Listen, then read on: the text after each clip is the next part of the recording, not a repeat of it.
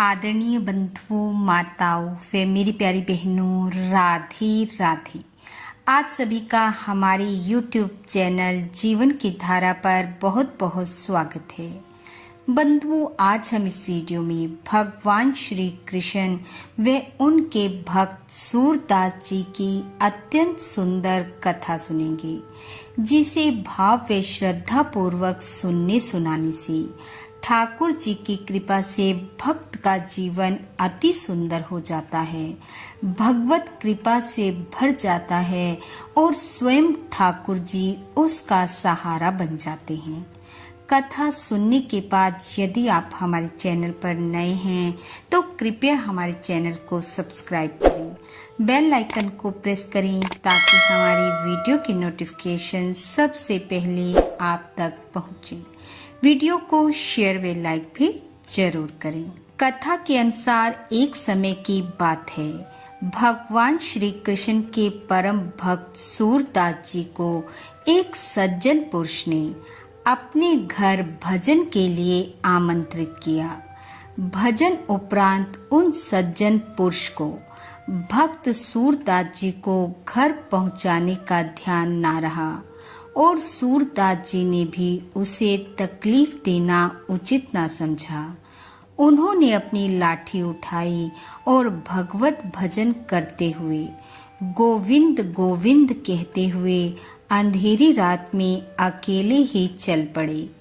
चलते जा रहे हैं और गोविंद को पुकारते जा रहे हैं। जिस मार्ग पर सूरदास जी चल रहे थे उसी मार्ग पर एक कुआं था। वे लाठी से टटोलते टटोलते आगे बढ़ते जा रहे थे और लगातार भगवान के नाम का कीर्तन उनके मुख में चल रहा था। चलते चलते जब कुएं और सूरदास जी के बीच कुछ कदम की ही दूरी रह गई तो सूरदास जी को अचानक लगा कि उनकी लाठी किसी ने पकड़ ली है और थोड़ा मार्ग बदल दिया है। सूरदास जी ने पूछा, तुम कौन हो और मेरी लाठी क्यों पकड़ी? उत्तर मिला, मैं आपके गांव में रहने वाले माधव दास का बेटा हूँ। मैं भी आपका भजन सुनने गया था और अब घर को लौट रहा था। मैंने देखा बाबा आप गलत रास्ते पर जा रहे हो, इसलिए इधर आ गया। अब मैं आपको घर छोड़ देता हूँ। सूरदास जी ने पूछा, तुम्हारा नाम क्या है? बालक बोला, जिसका जैसा भाव मेरे प्रति होता है वो उसी नाम से मुझे बुलाता है। सूरदास जी बोले, मैंने सुना नहीं, फिर से बताओ तुम्हारा क्या नाम है? बालक ने कहा, बाबा जो नाम आपको अच्छा लगे उससे बुला लो, कोई भी नाम चलेगा। सूरदास जी को उत्तर थोड़ा अटपटा लगा। धीरे धीरे उन्होंने बालक से कई सवाल किए और अंत वे इस निष्कर्ष पर पहुँचे कि हो ना हो ये मेरे ठाकुर हैं, मेरे कन्हैया हैं, जो मेरी लाठी थामे चल रहे हैं। आज मेरे ठाकुर स्वयं मेरे पास आए हैं, क्यों ना मैं इनका हाथ थाम लूं। ऐसा सोचकर सूरदास जी अपनी लाठी से धीरे धीरे हाथ कन्हैया की तरफ बढ़ाने लगे। भगवान को भक्त के भाव समझते देर न लगी। सूरदास जी का हाथ धीरे धीरे आगे बढ़ रहा था।